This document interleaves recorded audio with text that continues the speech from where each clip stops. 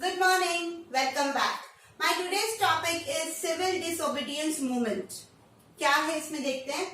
In 1929, the Lahore Congress was presided over by Jawaharlal Nehru, who passed the resolution of Purna Swaraj.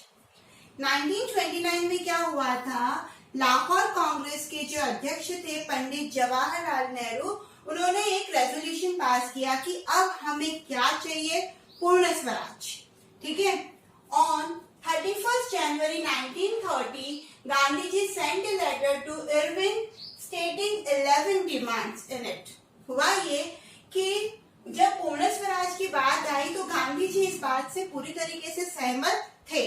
तो उन्होंने क्या किया, 31 जनवरी 1930 के अंदर वाइसरी इरविन को एक लेटर लिखा जिसके अंदर 11 डिमांड्स थी. मतलब मैं बोलूं कि उस लेटर के अंदर जो टॉप के इंडस्ट्रियलिस्ट थे इंडिया के से लेकर फार्मर और पीजेंट तक की डिमांड को रखा गया था, जिसमें सॉल्ट टैक्स को हटाना भी एक मुद्दा डाला गया था.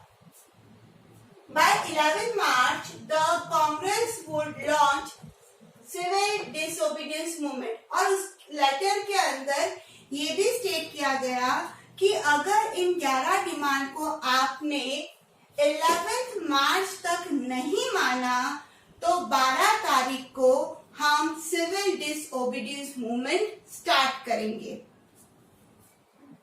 Gandhi ji believed that salt could be a powerful symbol to unite the whole nation. क्योंकि सॉल्ट टैक्स भी एक बहुत बड़ा मुद्दा था और गांधी जी को ये लग रहा था कि सॉल्ट ऐसी चीज है जो अमीर से अमीर व्यक्ति और गरीब से गरीब व्यक्ति यूज करता है, तो उसके ऊपर टैक्स नहीं लगना चाहिए क्योंकि गवर्नमेंट को इसमें कुछ नहीं करना पड़ता है ना. हमारे देश का नमक है और हम उसके लिए टैक्स दें. तो ये बात गांधी जी ने उस लेटर के अंदर उठाई थी और सॉल्ट वाले मुद्दे को उन्होंने अपना पावर पॉइंट बनाया.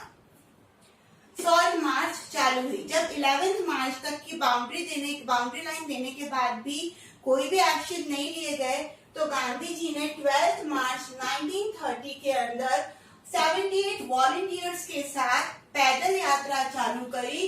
दे walked for 24 days to cover a distance of 200 kilometer from Sabarmati to Dandi. उन्होंने क्या किया, उनके आश्रम साबरमती आश्रम से पैदल यात्रा शुरू करी 78 वॉलंटियर्स के साथ, जो कि उन्होंने 200 किलोमीटर की यात्रा पैदल करी, जिसको पूरी करने में उनको 24 दिन लगे. अब जहां जहां वो रात ठहरते थे, रुकते थे विश्राम के लिए, कितने लोग आसपास के गांव के लोग गांधी जी को सुनने के लिए आते थे, उनसे प्रभावित होते थे और वो दांडी मार्च में साथ में चालू हो जाते थे, जाना उनके साथ सफर करना चालू कर देते थे. तो यहाँ से ये क्लियर हुआ कि ये जो 78 वॉलंटियर्स जो साथ में शुरू हुए थे स्टार्टिंग में, वो नंबर बढ़ते बढ़ते बढ़ते हजारों तक पहुंच गया. लोग इतने इंस्पायर होते थे गांधी जी से, उनके व्याख्यान से, उनके प्रवचन से, उनके विचारों से, कि वो भी उस पैदल यात्रा में सहभागी बनते चले गए. On 6 April 1930, Gandhi ji violated the law by taking a fistful of salt. Gandhi ji Dandi पहुंचे, उन्होंने अपने मुट्ठी में नमक भरा और बोला कि आज से हम ये टैक्स नहीं देंगे, हम ये कानून तोड़ते हैं. People demonstrated in front of government salt factories. क्या हुआ कि अब इसका परिणाम क्या हुआ, गांधी जी ने ये जब सिविल डिसओबीडियंस मूवमेंट स्टार्ट किया था तो उन्होंने बहुत सारी चीजों के ऊपर कंसंट्रेट किया था, जैसे कि फॉरेन गुड्स का इस्तेमाल नहीं करना, गवर्नमेंट स्कूल्स और कॉलेज को यूज नहीं करना, ठीक है, वाइसरीज और ऐसी चीजों के ऐसे लोगों के द्वारा दी गई पदवियों को एक्सेप्ट नहीं करना. साथ साथ में उन्होंने क्या बोला कि जो गवर्नमेंट की सॉल्ट फैक्ट्रीज है उनके सामने लोग बैठकर डेमोन्स्ट्रेट करते थे कैसे सॉल्ट बनाना है आसान तरीके से, है ना, देसी मशीनों से. तो वो उन्होंने चालू किया.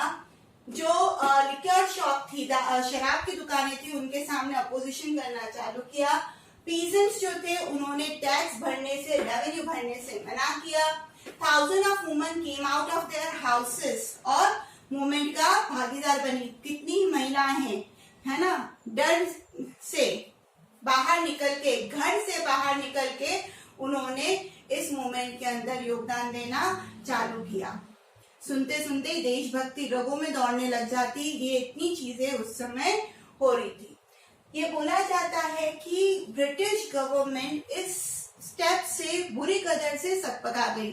जो आ रहा था वो उनको जेल में भर रही थी और ऐसे करते करते इस मूवमेंट के अंदर इतने लोग बढ़ गए थे कि ब्रिटिश गवर्नमेंट ने, ये बोला जाता है कि 60,000 लोगों को अरेस्ट किया।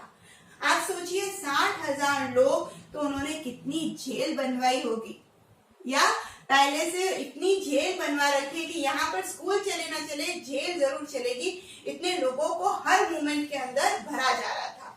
अब क्योंकि अपने इंडियन को भरा जा रहा था, गांधी जी भी परेशान थे और ब्रिटिशर्स भी इस मूवमेंट से काफी परेशान हो गए। तो इरविन को, जिसको गांधी जी ने लेटर लिखा, तो गांधी जी को इरविन ने एक ऑफर दी। वो ऑफर ये थी कि हम आपकी डिमांड पूरी करेंगे और डोमिनियन स्टेट्स टू इंडिया, एक अच्छी सरकार देने का प्रयास करेंगे। फिर क्या हुआ, Gandhi Irwin pact on 5 March 1931 को साइन किया गया, जिसके अंदर Gandhi ji agreed to participate in second round table conference. First round table conference Gandhi ji और कांग्रेस ने एक्सेप्ट नहीं किया था, बॉयकॉट किया था पूरी तरीके से। बट क्योंकि यहाँ पर डोमिनियन स्टेटस की बात हो रही थी, तो गांधी जी रेडी हुए सेकेंड राउंड टेबल कॉन्फ्रेंस के लिए। ये क्या है, ये डिटेल में मैं मेरे नेक्स्ट वीडियो में आपको बताऊंगी। Gandhi ji had to return with disappointment, but जब वो वहां पर गए, उस मीटिंग में गए, कॉन्फ्रेंस में गए, तो उनके हाथ में सिर्फ निराशा लगी। बहुत बड़े बड़े वादे थे बट वो पूरे नहीं किए जा रहे थे। And again started civil disobedience movement in 1931। क्या हुआ कि 5 मार्च 1931 में क्या हुआ, कॉन्फ्रेंस में गए, पैक्ट साइन हुआ, बट जब वो डिसअपॉइंटमेंट मिला, उनको कोई नतीजा सामने नहीं आया, उन्होंने 1932 में वापस सिविल डिसोबीडियंस मूवमेंट स्टार्ट किया। अब क्या हुआ, Gandhi ji accepted the failure of this movement. Gandhi ji ने ये माना कि ये जो मूवमेंट था वो सफल नहीं रहा और निराश होकर उन्होंने ही resign from the membership of the Congress. उन्होंने कांग्रेस से अपनी मेंबरशिप को निकाल दिया, वो निकल गए कांग्रेस से। ठीक है, आई होप ये वीडियो आपको क्लियर हो गया होगा। Civil disobedience movement, Gandhi ji, Dandi march, Sabarmati to Dandi, 78 volunteers, 200 kilometres, 24 days. बस ये टैगलाइन से अगर आप इसको याद कर लेते हैं, बाकी सारी चीजें सिमिलर हैं। जो एम थे, जो उद्देश्य थे मूवमेंट के, किसी भी मूवमेंट के गांधी जी के, वो ऑलमोस्ट सिमिलर थे। सिर्फ सॉल्ट एक्ट यहाँ पर अलग है। सॉल्ट के ऊपर का जो टैक्स है वो एक अलग टॉपिक है। आई होप क्लियर हो गया होगा वीडियो। Thank you.